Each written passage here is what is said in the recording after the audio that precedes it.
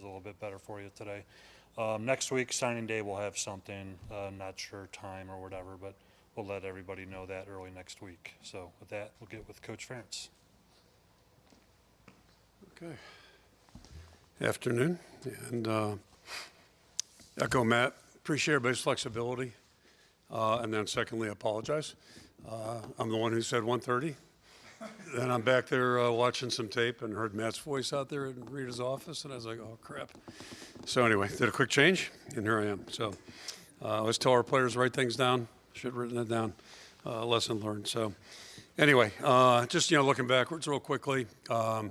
Obviously happy to get the win. It was hard fought the other day, and expected that. As I said, for Michigan State, they've really been playing well the last couple games. It's 3 in a row now. They've really competed, and it was a tough win for us, but a good win certainly.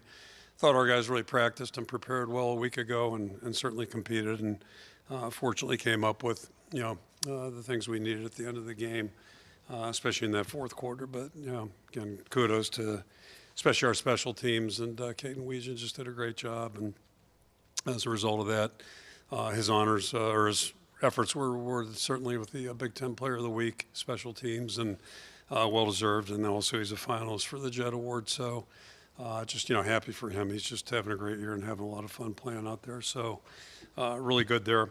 Congratulations to Aaron Graves too for the finalist in the Pop Warner Award, which I think is really fitting for Aaron certainly. And then Logan Jones, the announcement, he's a finalist for the Outland. So it's really quite a credit to him too. He's had a great career and is playing really outstanding football for us right now. So all that being said, moving into this week, captains are the same 4 guys we've settled in there with Herkett, Entringer, and Gronowski, and Logan Jones is our 4 guys. Injury front, both TJ Hall and then Hayden Large were able to work a little bit today and yesterday, but I'm not sure if they'll make it or not. We'll have to wait and see how the week pans out. They've both made a lot of progress, probably more so than we anticipated, and we'll see. I don't know. Can't predict 100%. We still got a couple more days for them to recover, and hopefully they'll be able to contribute a little bit. But we'll see how that goes. Our opponent, Nebraska, really having a good season, 7-4, and third year under Coach Rule, and everywhere he's been, that's kind of been the track record. He's gone in and taken over some places where I think they haven't had a lot of success, and has methodically built them. I think that's what we're seeing right now. It's kind of interesting. The offense coordinator, they made a switch last year during the season. Certainly have settled in, but then they had a quarterback injury this year, so they've had to adjust a little bit and doing an outstanding job there. The quarterback's playing well. Running back's leading the Big Ten in rushing and is also active in the passing game as well. So they're doing a really good job in that regard. Good receiving core, and those guys block well too in terms of not only receiving the ball, but they're excellent blockers out on the perimeter, and it's a big part of what they do. So we'll have to, that's a big challenge for us. Defensively, they've got a new coordinator, and it's a different scheme. Very active. First of all, very multiple. A lot of looks, a lot of pressures, a lot of different movements. So it's one of those games where our guys are going to really have to be wired in, and not sure what to expect, quite frankly, but a lot to get ready for in that regard. And then I think probably the area they're most improved in is special teams. They made a switch there too. They've got a new coordinator, and he clearly has had an impact, and it's kind of twofold in my mind. Overall, they're just playing with a real attitude, like they're embracing the fact that special teams are important, and they're really working at it. You see a lot of shows up in all their areas, basically, and then their specialists have done a really good job. Both punter, who's a freshman, guy, punts it left-footed, right-footed, and, can roll all that stuff. So does a lot of different things. The field goal kicker's been very, very consistent.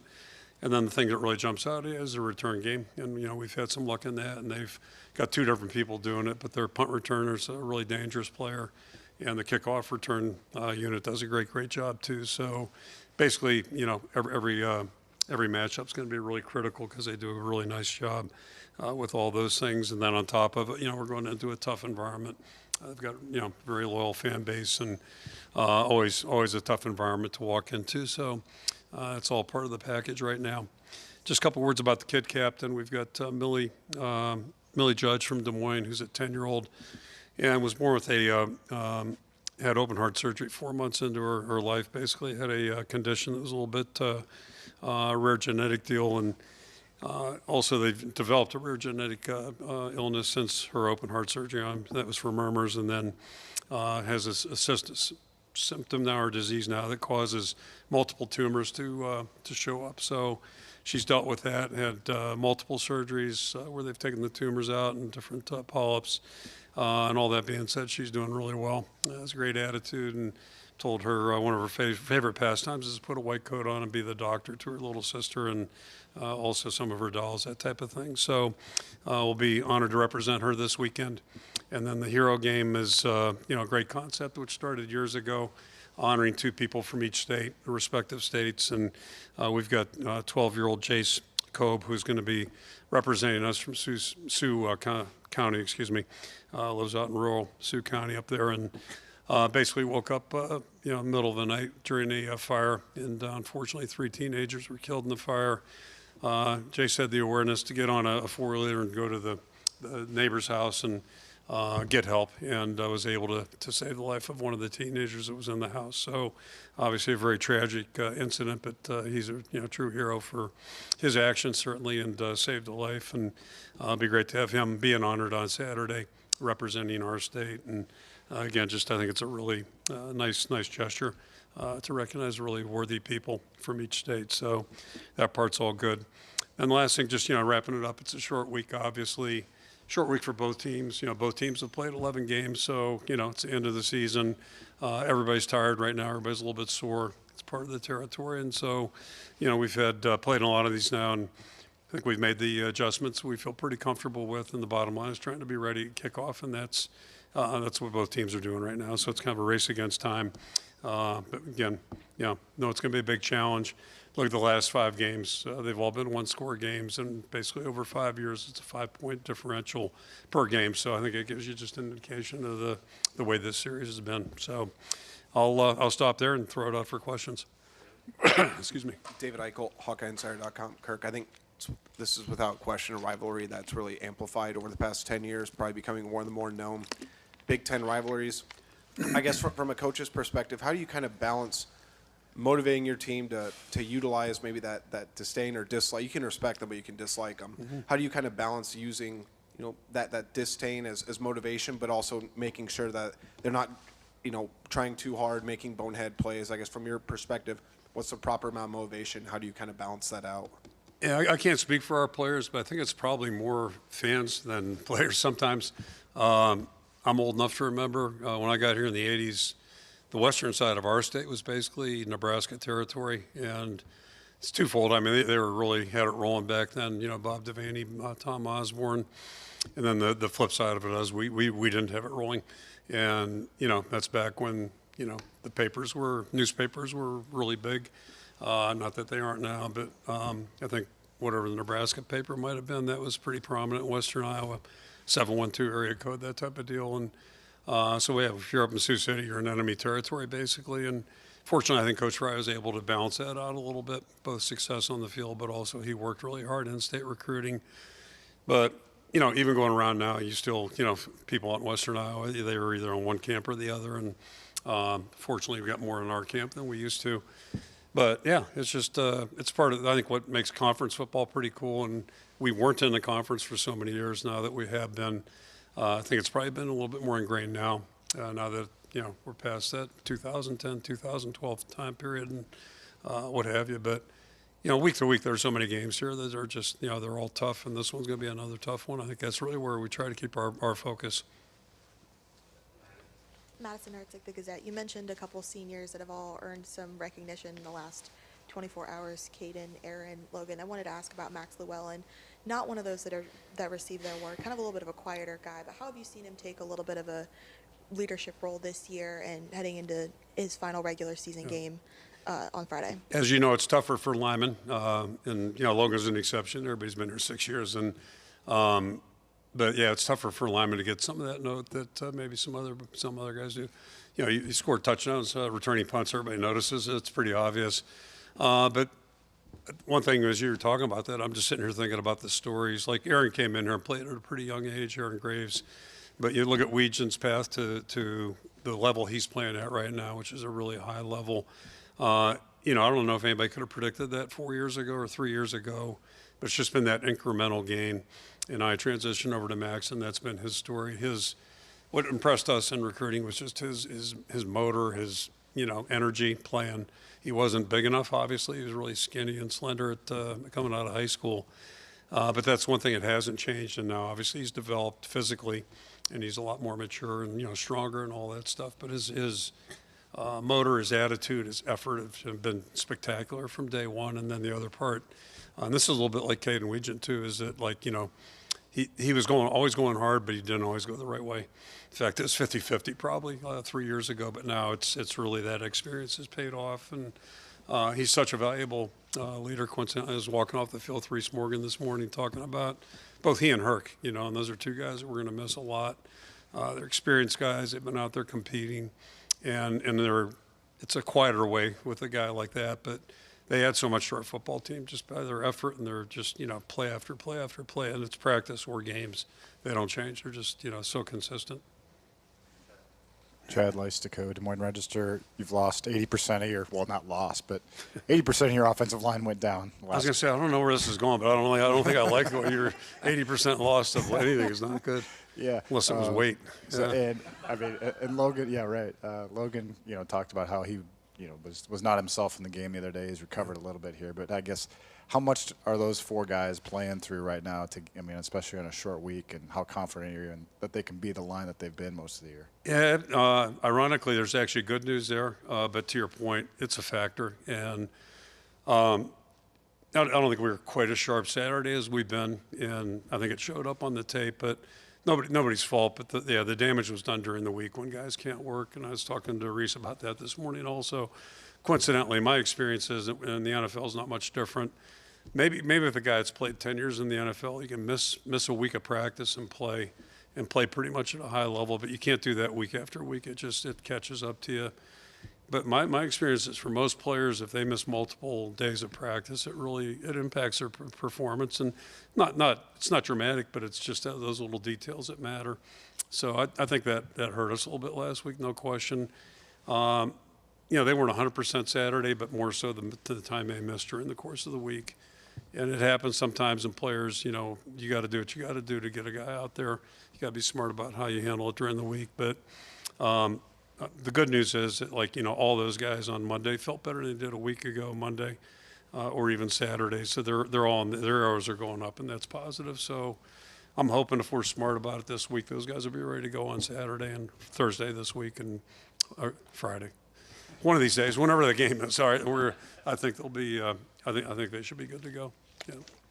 Hey, Kirk, Elliot Clough, Hawkeye Insider. Wanted to ask about Omar and his first year and how he's operated in terms of rotating the running backs, how it's been different from a guy like Liddell, and obviously you had Caleb last year, but how has it been different?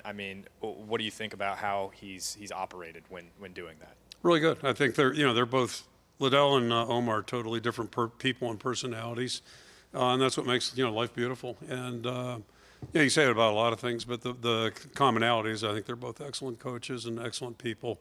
And probably the people part's most important. I think that's where good coaching starts. And then Omar's really knowledgeable, as was Liddell. They just have different personalities.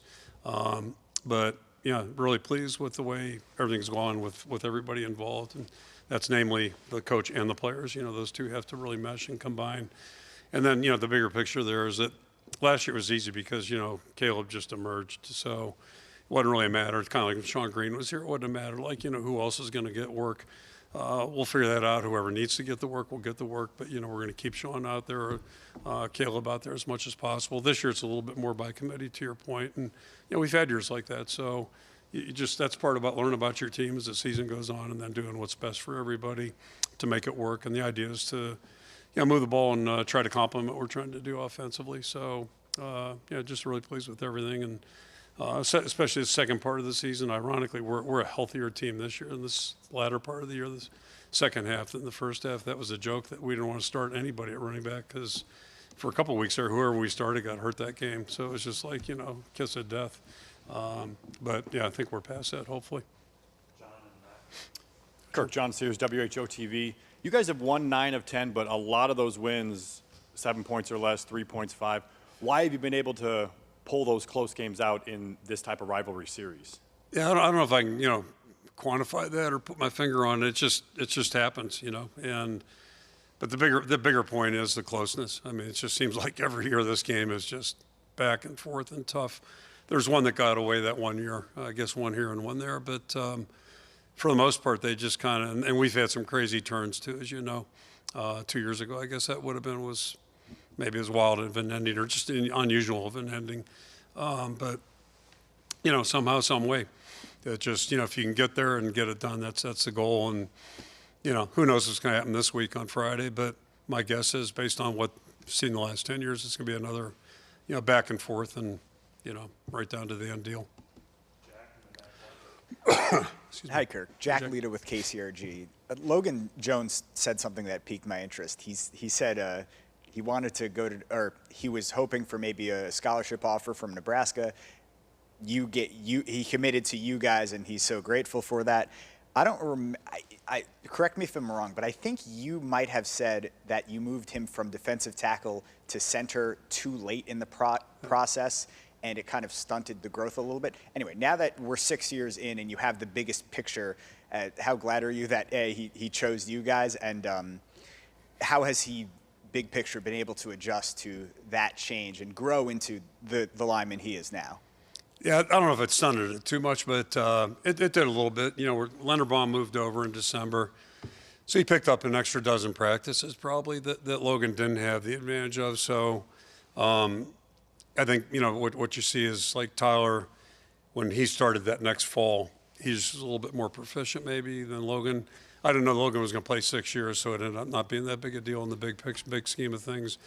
But Logan picked things up pretty quickly too. But there's, you've heard me say this before too. There's one thing about you work in practice and you go against good players and all that, but game situations are just different. And the more experience you can get of game experience, the better off you're going to be if you're thinking right and doing things right. And both those guys are at the head of the class in terms of their reliability, the way they study the game, work at it, take care of themselves. And Tyler's back here this past summer and got to spend some time with him. And you watch him train; he's the same guy when he trains. He hasn't changed a lick, except he's smarter and more experienced now. And but he's just got a way of doing things. And Logan's very similar to that. They're a little bit different personalities, yet they're very similar in terms of their focus and their seriousness. And to me, it's not coincidental or accidental that they've developed into really good football players. And Logan's having a great career with Baltimore, and Tyler is. And I have predicted the same for Logan. He'll do really well wherever he goes. It won't change. He'll be the same guy 5 years from now.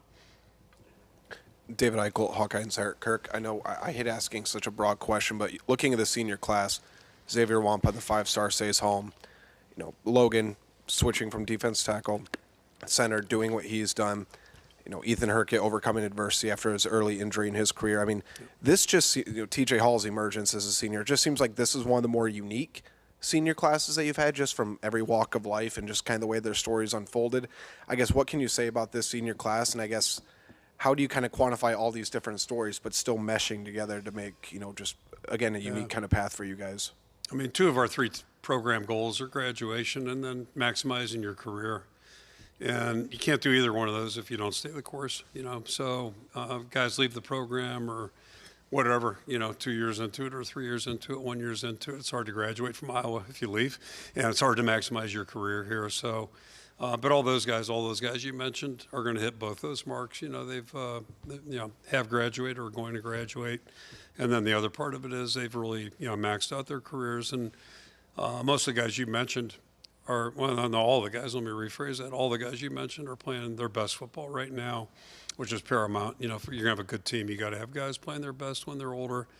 And then the other thing is that they've improved some night and day, night and day. And you mentioned TJ. A year ago he was a solid corner in the Big Ten. Right now he's playing at a really high level, and we saw that starting to really take place in the spring. I think Xavier's playing with more confidence and more decisiveness than he ever has, and he's played well and played a lot of football. But so that's just part of if guys are thinking right, working right, then that all kind of falls in place for them. But again, you can't do it if you don't stay, and it's easier said than done. It's hard. It's hard to be a college football senior. I really believe that. Kyle Huseman, Hawkeye Report. This is going to be the third time in Big Ten play that you guys have gone up against a backup quarterback with TJ Lateef this week. Just how do you guys go about preparing for a backup quarterback? Are you looking at the full season of film? Are you predominantly trying to look at the last couple weeks to see how they've used him? Just what is your guys' philosophy with preparing for a backup quarterback? Yeah, so their starter got hurt against USC. I think it was right before half, or I can't remember exactly, but I can tell you where it was going that way. And so anyway, we've got a lot of good, video on Lateef, and he's done a really nice job. He's out there playing well. It was a little tougher, I think, Penn State. It was the week before, if I remember correctly. And so you got variance there, and they've changed a little bit offensively, but not dramatically. And you still got to prepare. He's a really good football player. The other guy was just an unusual passer, very gifted, very talented passer. There aren't many guys in the country who can throw the ball like he did, but they've made that adjustment and shifted pretty fluidly, and it's not affected them at all. So the good news is, again, we have film of him and film of them playing with him. So now the challenge is to try to stop what they're doing with him. Chad Leistico again. A couple guys that played career high snap counts the other day. DJ Vanami and Jalen Watson. What did you learn about them on Saturday? Yeah, we just talked about the seniors, and now you go to the other end of the spectrum, guys coming up the ladder, and we talked about DJ a little bit before, but he's been a guy we've been watching and really encouraged by, and going back to earlier in the season when he played in games, he's really seems to handle it pretty well. Always curious, when guys at the front of their careers get in game activity, what's it going to look like? But he seems like it's no big deal. He just does a good job. He'll certainly keep getting better. So happy with that. And then Jalen, same thing. He's been a guy that I think Phil identified probably a year ago as a guy just starting to get traction, and jumped in there and really competed well Saturday in most extensive action he's had. So he's in the Army now. Here we go. He's enlisted. Okay, well, hope you guys all get to enjoy Thanksgiving, be it Thursday or Saturday or whenever, but hope you get one. Okay, see you over there. Thank you.